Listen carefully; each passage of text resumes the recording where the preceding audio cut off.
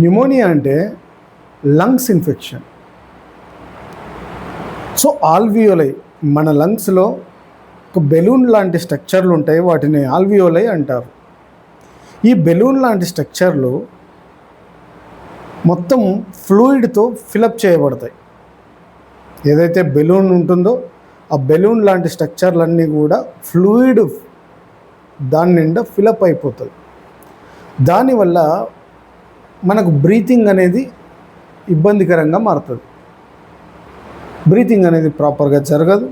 Exchange అనేది, gases exchange కూడా ప్రాపర్గా జరగదు. ఇది స్ట్రెప్టోకోకస్ న్యూమోనియే అనే బ్యాక్టీరియా వల్ల వస్తుంది.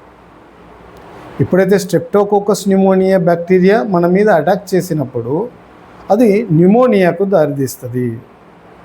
సిమ్టమ్స్ ఏముంటాయి? Fever, cough and difficulty in breathing. ఇవన్నీ న్యూమోనియా సిమ్టమ్స్.